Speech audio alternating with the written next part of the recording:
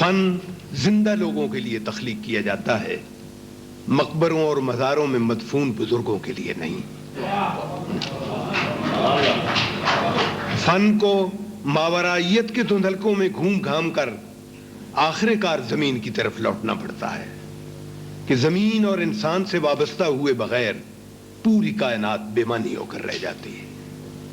اس کا یہ مطلب نہیں ہے کہ فن کو محض پند و نصائح یا احتجاجی نعروں کا ملغوبہ ہونا چاہیے۔ بنیادی طور پر فن اظہار حسن، اظہار خیر، اظہار صداقت ہے۔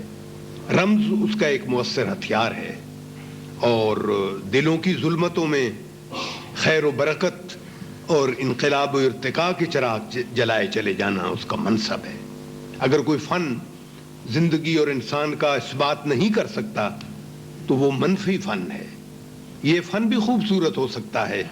مگر بالکل اس طرح جیسے سانپ خوبصورت ہوتا۔ میں اپنے بارے میں کوئی بلند بانگ دعویٰ بھی نہیں کروں گا کہ اس عمر میں بھی میں وہ نظم، وہ غزل، وہ قطع، وہ کہانی لکھنے کے لیے بے قرار ہوں جو میں لکھنا چاہتا ہوں اور نہیں لکھ سکا۔ جس زبان میں میر اور سودا، مومن اور غالب، اقبال اور جوش کے سے شعراء، اور پریم چند، کرشن، بیدی، منٹو اور غلام عباس کے سے کہانی کار موجود ہوں،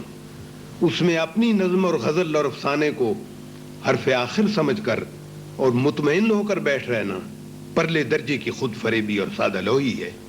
اور بحمداللہ میں ایسی سادہ لوحی کا کبھی شکار نہیں ہوا۔ پھر ایک اور عجیب سی بات کہ 71 برس کی عمر میں بھی جب میں اپنا تجزیہ کرتا ہوں تو بڑے دلچسپ نتائج برآمد ہوتے ہیں۔ دلچسپ یوں کہ میں باہر سے تو بوڑھا دکھائی دیتا ہوں،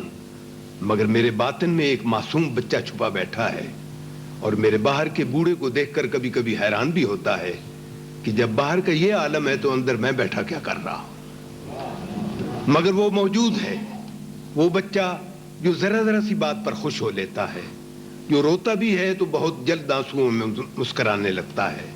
وہ بچہ جو سوچتا ہے کہ سب انسان آپس میں دوست کیوں نہیں ہیں، اور دشمنی کے لیے کیا درندے کافی نہیں تھے۔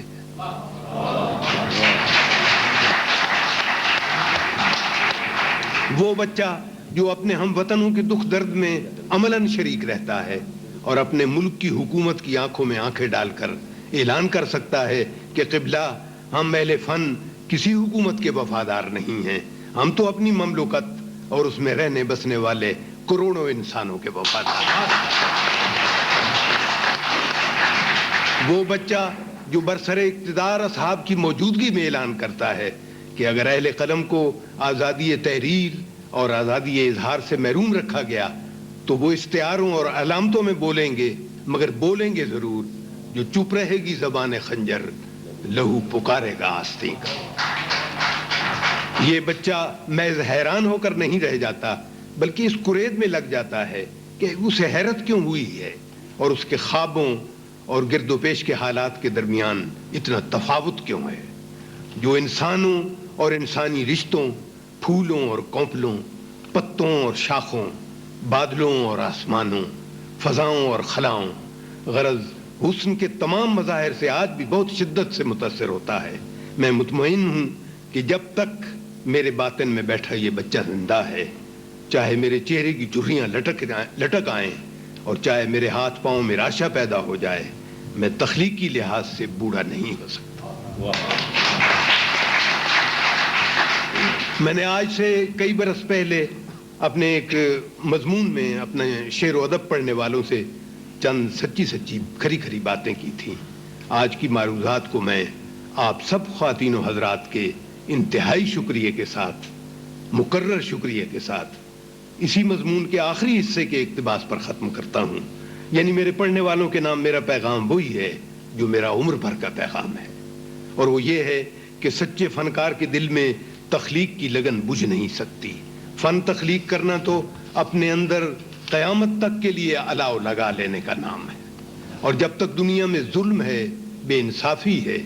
جھوٹ ہے، منافقت ہے، بھونڈا پن ہے، محکومی ہے، استحصال ہے، عدم توازن ہے، ریاکاری ہے، انسان کے بے ساختہ پن کی پامالی ہے، اس وقت تک سچے فنکار کا تخلیقی اضطراب ختم نہیں ہو سکتا۔ تو میں ذاتی طور پر اپنے قاری سے وعدہ کرتا ہوں کہ جب تک میں زندہ ہوں اور میرے قوا سلامت ہیں میں اس سے بحیثیت فنکار رخصت ہونے کی اجازت طلب نہیں کروں گا. شکریہ.